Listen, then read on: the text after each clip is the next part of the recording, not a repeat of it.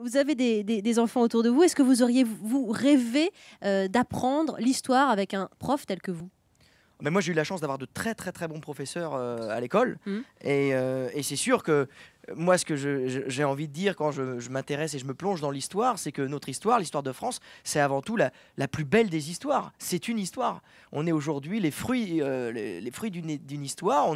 Nous en sommes les héritiers. Et c'est merveilleux de se plonger dedans comme ça pour répondre à toutes ces questions, toutes ces énigmes qui nous environnent. Tout est histoire et tout a une histoire. Ouais, alors vous dites que la route fait naître le voyage et non le voyage qui pousse à la route. C'est un exergue de cet ouvrage.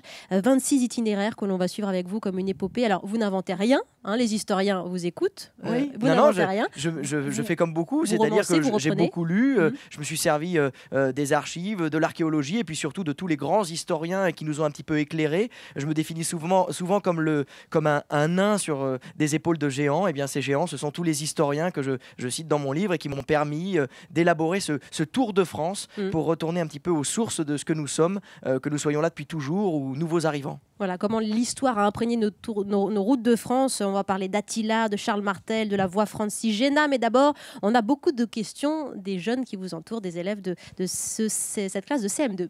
Mademoiselle, allez, une première question pour Laurent Deutsch. Bonjour. Bonjour.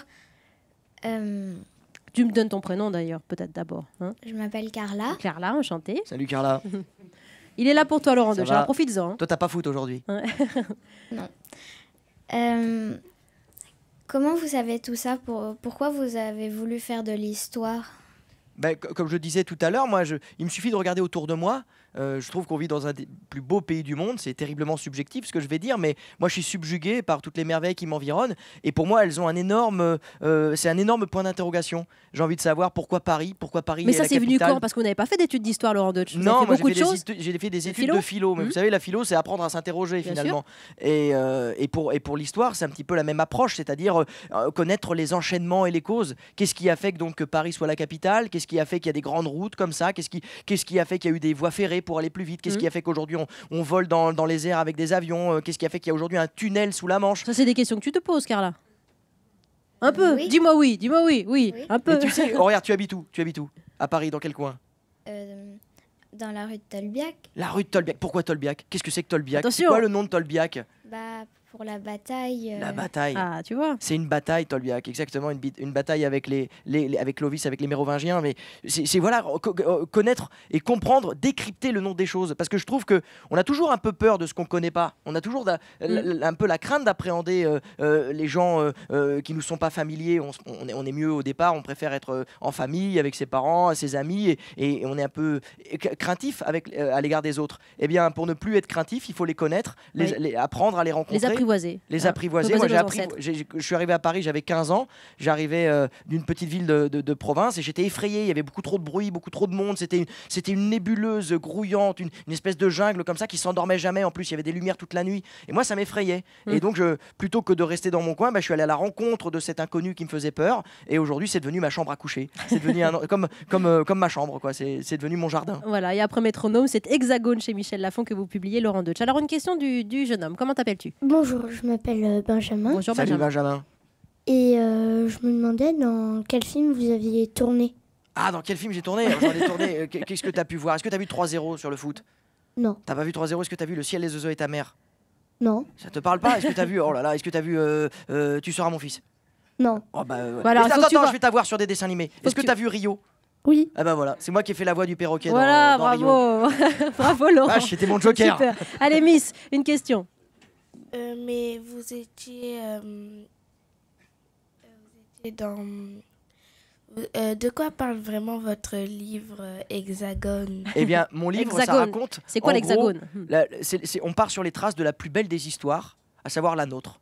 Et ce que j'ai voulu surtout, c'est te montrer que l'histoire, qui peut être une matière un peu rébarbative, un peu lointaine, tu vois, on se dit l'histoire c'est dans les musées, c'est dans les livres, c'est pas vrai. C'est ce qu'on disait tout à l'heure avec Carla par rapport à la rue de Tolbiac, qui est son quotidien, c'est là où elle habite. Eh bien la rue de Tolbiac, elle a un pédigré, elle a une histoire, elle a un nom, et c'est tiré d'une grande histoire. Et aujourd'hui, toi comme moi, on est les héritiers de cette histoire, et j'ai voulu partir à sa rencontre parce que elle est partout. Tout autour de nous. Toi, je sais pas où tu habites, mais si tu regardes un petit peu, si tu t'intéresses, si ça t'intrigue, eh bien, tu verras que l'endroit où tu habites, eh bien, a une histoire incroyable et il y a moyen de remonter un film merveilleux qui va t'emmener vers de nouvelles aventures et tu vas avoir la sensation de vivre dans une réalité augmentée. Je vais vous dire, par exemple, la commune de Molan-sur-Ouvèze, à quelques kilomètres de Vaison-la-Romaine, on apprend qu'il y a ce graffiti découvert en 1977 et qui témoigne de la visite des éléphants d'Hannibal. Ça, c'est vieux de 2200 ans. Ouais, tout à fait. Ça, je le découvre aussi avec vous.